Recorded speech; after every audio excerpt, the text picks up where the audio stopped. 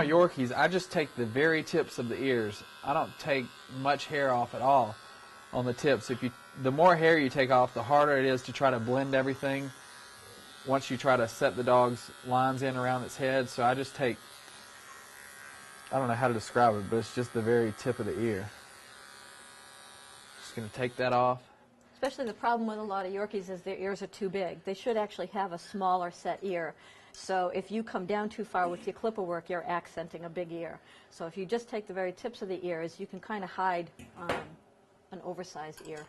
Now I'm going to show you, I didn't do a whole lot of work with my thinning shears. I mean, I did a lot with my clippers, just setting the lines in.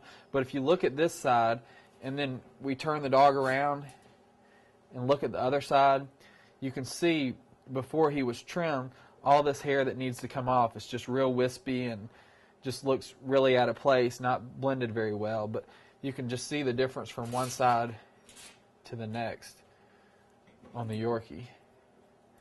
So what I'm going to do, I'm going to go ahead and do the head. I've got the tips of his ears done. I did them with a 15 blade. And I like to use a snap-on comb. Can you hear me that? On the head.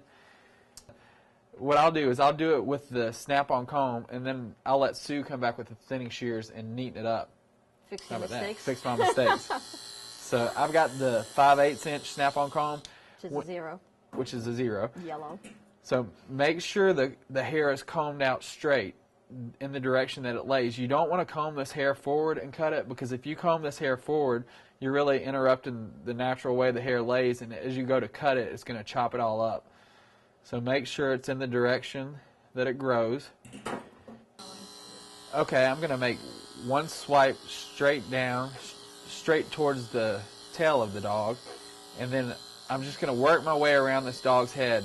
You can see very little hair is coming off, but once he shakes his head, he'll have a nice little hairdo on top. But this is just basically just taking off a little length, and then we'll go back in with our thinning shears and neaten it up. And you see his hair naturally parts down the middle, so when I go to do the sides, I'm just going right along with that part on his head. And make sure you pull the ear forward. You have all this hair hanging off the back of the ear. That's a big problem point on these dogs. Make sure you pull the ear forward. That's okay, boy. And get all that hair off the back of the ear, or trim it up anyway. Otherwise, the first thing they do, they're going to look up at their owner, and all this long hair from behind the ear is going to fall back, and it's going to look totally out of place, like you forgot it. Okay. What? You're going to finish his head.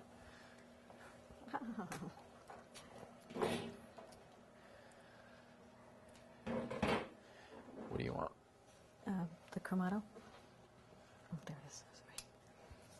Okay, now I'm just going to take my Cremato. I'm going to put this on the 15 blade setting.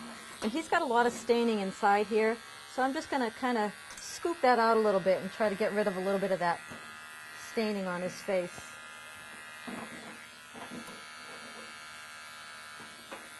And so far, everybody asks every time we do a seminar, what can you use to get rid of the staining on the dog's eyes? And I haven't found anything yet that is 100%. There's some products out there that work pretty well, but mainly it's consistency. And you can get rid of it, but if it's a continuing problem that, whether it be allergies or, you know, that they just have runny eyes or whatever, it's something that's going to keep coming back. So it's really difficult. I think the easiest thing for me is to clip it. Then I'm just, the way this hair is naturally growing right here, I'm going to comb that forward, and I'm just going to start with the outside corner of the eye. I'm going to blend this around, and when I come around to the side, I'm going to just kind of top thin, and that way, all this stuff here on the side of his face, when he puts his head down, this stuff here is going to all come forward, and it's going to be hanging in his face. So by just top thinning it back, it's not even going to look like I really took any length off, but it's just going to get rid of enough of that long stuff that it's not going to fall forward in his face when he puts his head down. And that's the hardest place on these little drop-coated breeds, is right in front of the ear, because when they shake their head, it's so hard to get it even from one side to the next.